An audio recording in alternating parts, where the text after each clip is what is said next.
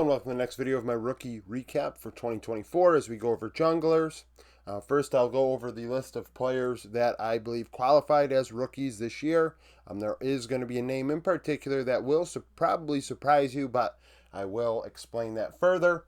And then go over how they may differ, their stats and things like that, and we can try and formulate who may have been the best rookie jungler from this past year. So, from most games played to least, Lucid from D plus Kia, Milky Way of FPX, Sponge of DRX, Zhaofeng of OMG, Isma of SK, Nayu of Rare Atom, Douglas, Vitality. And then after that, we have players that I may not, relinquish their rookie status. We have some that a mix here. So Monkey of EDG, I got to look at it closer to see if he lost rookie status playing 22 games, but he may have. Juhan lost rookie status, and you're going to be like, why is Juhan on here? So we'll talk about that in a minute. That's the one that's a surprise. XU of Dignitas, I believe he's lost rookie status because he played all of spring. Yan Zhang of Team Wii, he played all of summer season. Geju of RNG, and then Linkus of Vitality played all of summer, so he would have lost rookie status as well, but I got to debate what I'm going to do about those LEC players. Now that we're going to 3 splits, maybe I'm going to count it. Did they play 1.5 splits? How many games did the team play over the season, regular season games, and then go from there? I look at rookie status similar to traditional sports. I know there are some sports that believe in like 1/3 games. I think the NHL is 26 games, makes you lose rookie status. I know. I think the NFL might just be outright if you just how many years you're in the league. Baseball, I don't know how much it is, or NBA, but I kind of just utilize, if you've played half of a split, then you lost rookie status. Now, as far as age is concerned, the older players, Isma of SK was 23, Juhan 23, XU 22. Younger players, Lucid and Douglas, both 19, 2 players that I believe had super bright futures, and there are others on here. I mean, a 20-year-old, 19-year-old. But the fact is, those guys looked good going into the season, and especially Douglas deserved better treatment. As far as experience is concerned, who had a lot of experience and who didn't? That matters too. Not as much as, it matters as much as age, because we can say, okay, well, this player's played. Hell, Lucid played 245 games of Academy and Challenger before he played in D plus Kia. Milky Way 115, Sponge 163, but then you have Zhaofeng of OMG, only 17. That's totally different development paths. And that's not always the case with the LPL, because you see Milky Way 115, Nayu 143,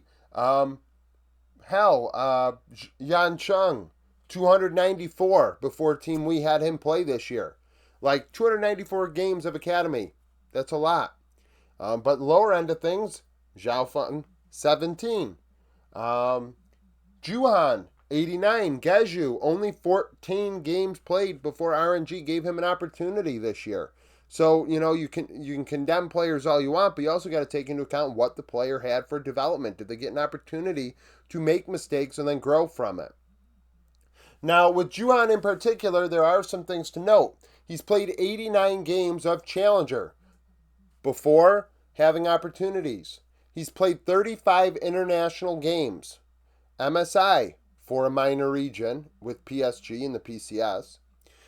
And I count only Tier 1 games, and maybe you can make Tier 1 in the past, I guess going into this year, there really is no major regions anymore, unless you want to say LCK and LPL are now the 2 major regions, then the 3 minor regions are LEC, Americas, and APAC. I think you can make that argument quite simply. 42 games of LCK games, but over many years. He never actually played the majority of games in any split. I don't even think he played a majority of games in any playoff run or at Worlds when he did play for DRX.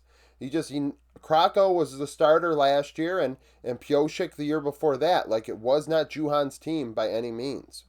And he's also played 35 games of minor region games with PSG Talon. So he has played a lot of, games in world qualifying regions, tier 2 regions, and substituted in DRX. And hell, has a world skin. So that's what's going to be a shock. It's like, he has a world skin. How is he a rookie? I mean, I look at the NHL as a good example. There are goaltenders. I believe Matt Murray might have been one. He won a championship, played in the playoffs, won a championship, but because he didn't play during the regular season all that much, he still was a rookie going into the next year. Like, that was just the reality of it because he was not very experienced, but still did play as a part of their playoff run. KDA, a lot better KDAs than yesterday. Majority were under 2. In this case, Lucid and Milky Way were pretty good above 2, but Sponge 1.2. On DRX, that team stunk. Ironically, looking at win rates, only Lucid and Douglas, funnily enough, so those two players that I believe were the best players on this board going into the year, and I do think Milky Way played excellent League of Legends, but is very carry-oriented and had a good team around him. Better than what, we saw what Vitality looked like when Douglas left, right? 20% win rate instead of 50% win rate. The team was not as good after Douglas left. And the team also, had some differences as well in play style, etc. But still, Douglas, 50-50 win rate. And Lucid, 52%. And that's even higher when you take into account that he played international games at Worlds. Milky Way was 49%. But DRX, Sponge, 25% win rate. That team was terrible. We'll talk about it more tomorrow because I think there are multiple mid laners from that team that'll be on this board. Xiaofeng, 2.2. Isma, 2.3.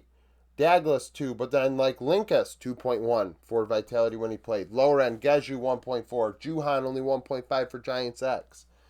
Kill participation, involvement, Milky Way 3 out of every 4 kills. FPX played around him. It's no to say I thought Lucid and Douglas played better than Milky Way is not to say that Milky Way was a bad player.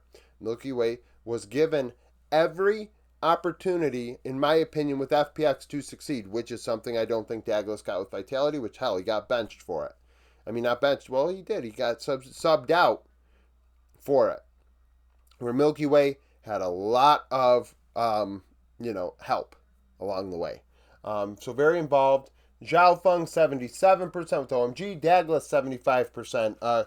Yan Zhang with Team Wii, 79% KP, 4 out of every 5 kills. Linkus, pretty much the same thing with Vitality. Lower end, Geju, below 70%. CS per minute, who got a lot of resources? Milky Way, 6.5, like I said.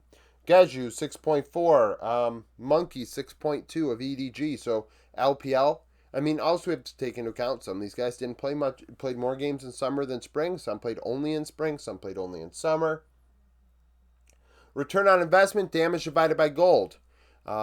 Lucid, 0.89. Played heavy facilitator with D+.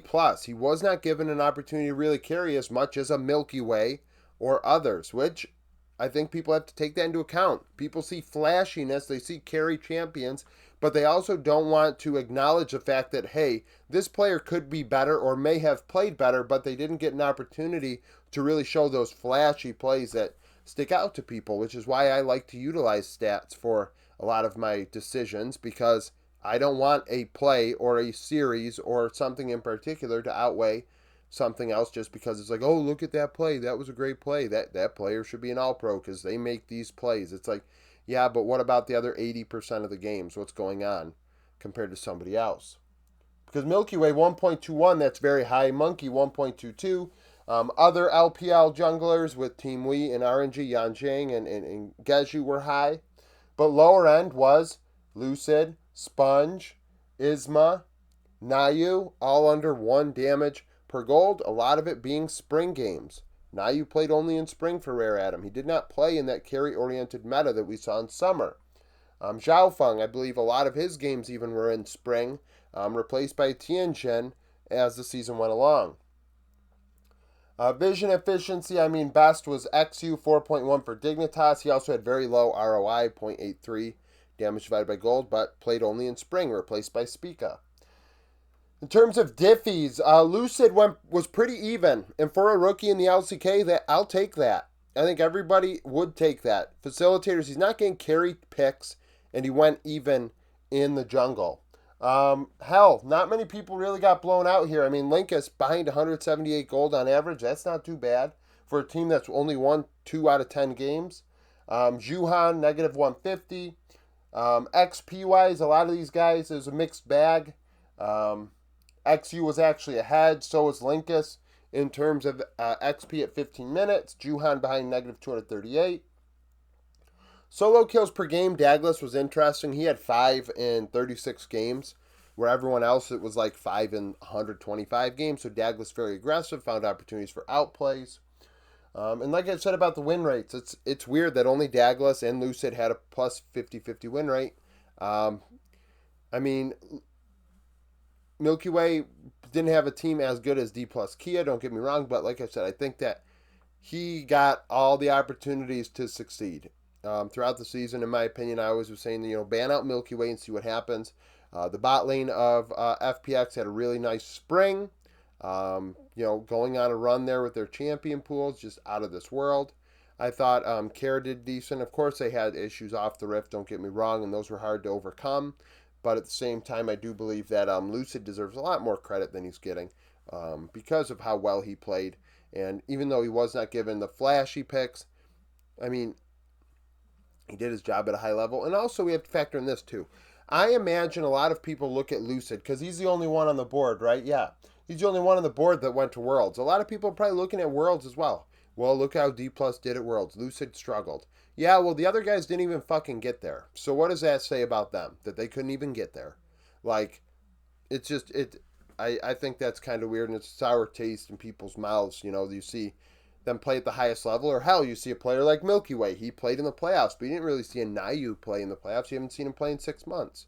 So, to compare those two is tough because you're going to have recency bias, which is why I like to use stats, but also we have to take into account the way the meta shifted over the season. It's undeniable that the jungle meta changed throughout the year. A lot of people like to say it's stale, it's boring, this, that, and the third. It changed. It's undeniable. You can see it in the champion picks. It is what it is. Yeah, that's it for the video. Thank you for watching. If you liked the video, like it. Subscribe to the channel for daily League of Legends content. Follow me on Twitter. Join the Discord. Become a YouTube supporter. And hope to see you again tomorrow.